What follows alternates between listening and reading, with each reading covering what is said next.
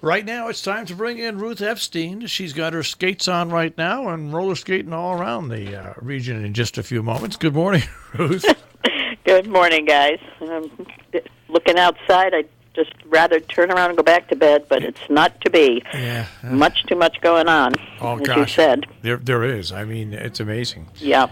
So tonight we have the doubleheader in Falls Village, the Finance Board and Selectmen. But at the same time, we also have a Planning and Zoning Commission meeting in Canaan, which promises to be crowded. They're going to be talking about an application for asphalt and doing permitting it, production. So again, I'll have to be cloned. Norfolk has their annual town meeting tonight. Who does? Norfolk. Oh, okay. And so, yeah, it's just crazy Monday. But Tuesday is crazy as well. Okay. You got the Board of Selectmen in Sharon at 2, Zoning Board of Appeals in Salisbury. You've got the Norfolk Board of Education. Mm-hmm. Town of Kent Zoning Board of Appeals has a meeting. I mean, it's nuts. And Falls Village Rec has a meeting on Tuesday. Just too much. Yes. It's amazing.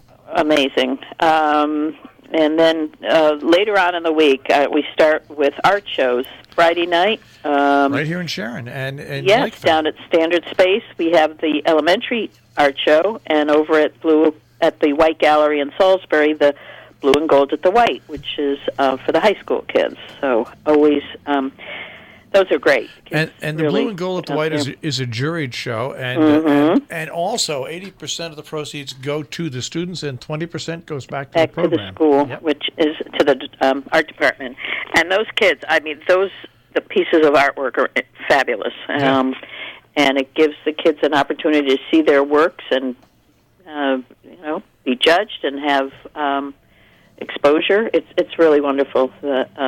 Tino and his wife have done a fabulous job with that each year.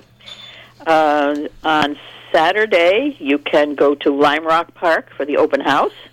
They're going to have all kinds of vendors and activities, and they're going to be giving money to the Little Guild and the Little Guild of St. Francis, and and I think it's Al's Kitchen. Yeah, I think it is too. But we'll have the Bargain Barn will be there with a pop-up shop, so you can terrific. Donate. Okay. This is what people don't realize what Skip Barber does. There's a whole section of vendors there that are nonprofits that can do stuff there. It really is amazing. Yeah, food pantry. Yes, it is going to the food pantry in Lakeville and to the Little Guild. Yes, and all kinds of things, and you can come and see the track in action. For those who may have never been there, and it's right in your backyard, you can get to see it and walk around and have an open house. And you got Hunt has their DM Hunt Library has their homegrown plant sale because they like to tie that in with the big one down the road. Right. Yes. Trade Secrets is coming along, and Cornwall Library is holding an anniversary. It's I think 150th anniversary. There's going to be an open house and things to do there. And then there are kayak races that are going along the river, and I know in Cornwall they're trying to spiffy up the bend in the river parking area that's just been redone so that folks can stand there and watch the races. So just you name it, there's things to do. Well, there's the craft fair at the Sharon Congregational Church on Saturday. Then the Salisbury Artisans Group. The Artisans Group is going to be at the White Hart. White Hart for 2 days, Saturday and Sunday, and I think it's 20 or 25% of the proceeds go to benefit the Jane Lloyd Fund. Right. So it really I think I'm going back to bed. I know it's a crazy weekend. If it just stopped raining, it would help. You've got the art exhibition at the DM Hunt Library, which is opening up. The Tremaine Gallery has an art exhibition opening up. Then there's the Falls Village Daycare Center has their auction. Oh, right. Yes, I did hear that, too. To air condition the whole place. I mean, it's just unbelievable. So don't ever say there's nothing to do in Northwest Corner. So this past week, the Salisbury Selectmen focused on buildings, it appeared. They talked about the railroad station, which you're very familiar with, the old railroad station where you once broadcast from, I remember. Trying to find some way to occupy that. It's been sitting vacant, and they'd like to see it occupied. So they're talking about ways that they can maybe attract people to that building. One building they don't want to attract people to is the old Chinese restaurant on Main Street. They were talking about the poor condition and being an eyesore right on Route 44, and hopefully that maybe they can figure out some way to get something done there. And while they were there, they going into Town Hall now, you can notice the brand new steps and ramp. And now they'll start working on the handicap ramps. Right. Yeah. The steps are done, and the ramp, if the rain ever stops, I'm sure it will get done. But they do look nice, and they're legal. Yes.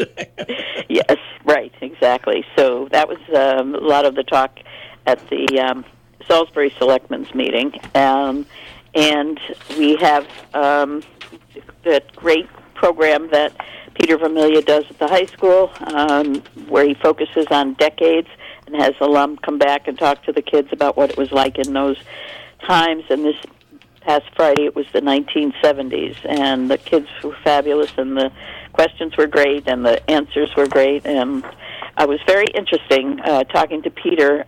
15 came back to the high school to talk, and of those 15, 8 were graduates of the high school. 8 were people who work at the high school currently.